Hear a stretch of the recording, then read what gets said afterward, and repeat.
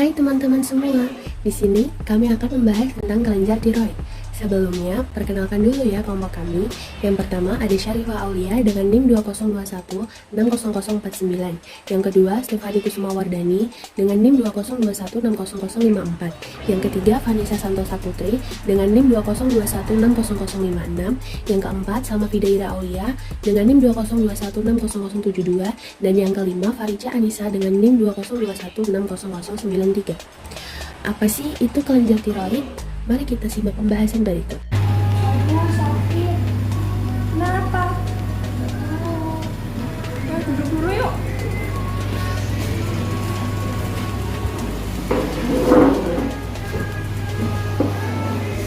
Enggak. Oh, ini mungkin kamu ada masalah sama kelenjar tiroidmu. Kelenjar tiroid itu apa? Pengertian kelenjar tiroid. Tiroid merupakan kelenjar kecil dengan diameter sekitar 5 cm dan terletak di leher tepat di bawah jakun. Kedua bagian tiroid dihubungkan oleh ismus sehingga bentuknya menyerupai huruf H atau dasi kupu-kupu. Dalam keadaan normal, kelenjar tiroid tidak terlihat dan hampir tidak teraba. Tetapi bila membesar, dokter dapat merabanya dengan mudah dan suatu benjolan bisa tampak di bawah atau di samping jakun. Anatomi kelenjar tiroid. Kelenjar tiroid terletak pada leher bagian depan, tepat di bawah kartilago krikoid, di samping kiri dan kanan rahea. Kelenjar tiroid adalah salah satu dari beberapa kelenjar endokrin terbesar dengan berat 15 hingga 20 gram pada orang dewasa. Kelenjar ini memiliki dua lobus yang dihubungkan oleh ismus, sehingga bentuk dan posisi anatomi tiroid memiliki peran fungsional. Masing-masing lobus mempunyai ukuran panjang 3 hingga 4 cm dan lebar 2 cm. Tiap-tiap lobus mempunyai lobuli yang masing-masing lobuli terdapat folikel dan parafolikuler. Anatomi fisiologi kelenjar tiroid. Kelenjar tiroid merupakan kelenjar yang terletak di leher dan terdiri atas pasang lobus di sisi kiri dan juga kanan. Terletak di leher dihubungkan oleh ismus yang menutupi cincin trakea 2 dan 3. Kelenjar ini tersusun dari zat hasil sekresi bernama koloid yang tersimpan dalam folikel tertutup yang dibatasi oleh sel epitel kuboid.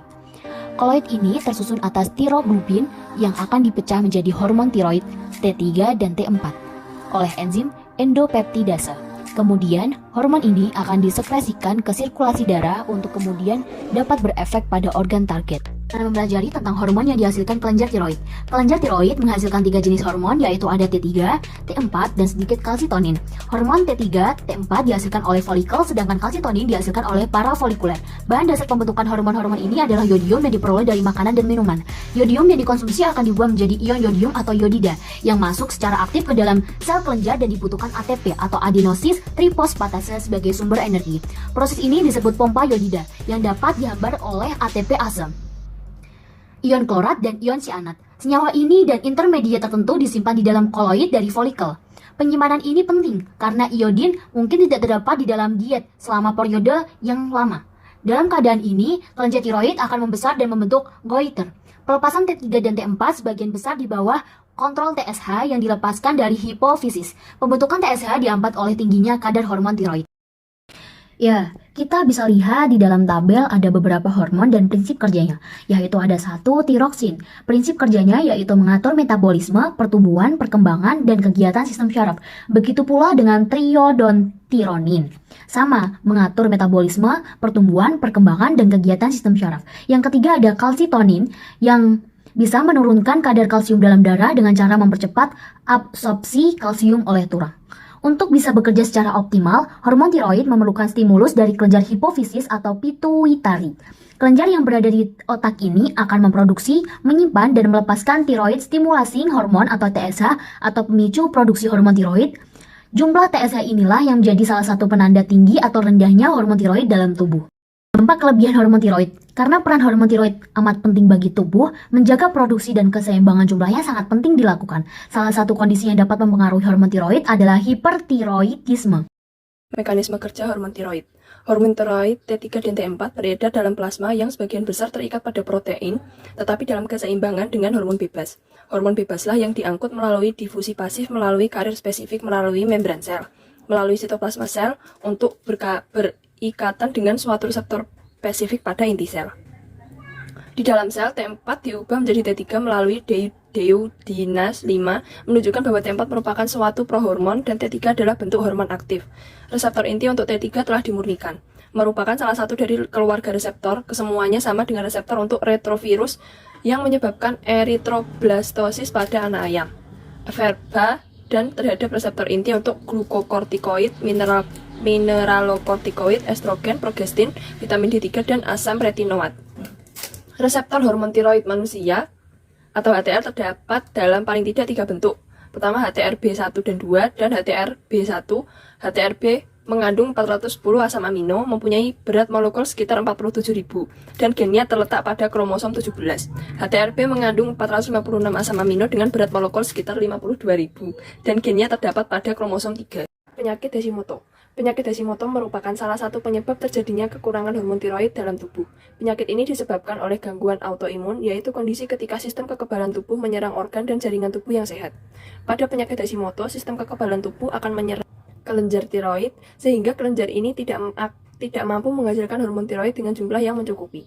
Pada tahap awal, penderita penyakit Hashimoto tidak akan merasakan gejala apapun, namun bila dibiarkan tanpa penanganan, penyakit kelenjar tiroid ini bisa menyebabkan pembesaran kelenjar tiroid dan gejala lainnya, seperti mudah lelah, tidak tahan dingin, kenaikan berat badan, wajah bengkak, kulit dan rambut kering, serta rambut rontok, nyeri otot dan tulang, dan gangguan menstruasi. Penyakit Graves. Penyakit Graves juga merupakan penyakit autoimun pada kelenjar tiroid.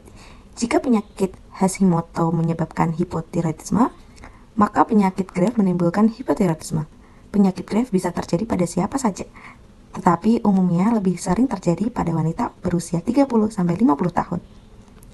Selain itu, ada beberapa faktor lain juga bisa meningkatkan risiko seseorang terkena penyakit Graves.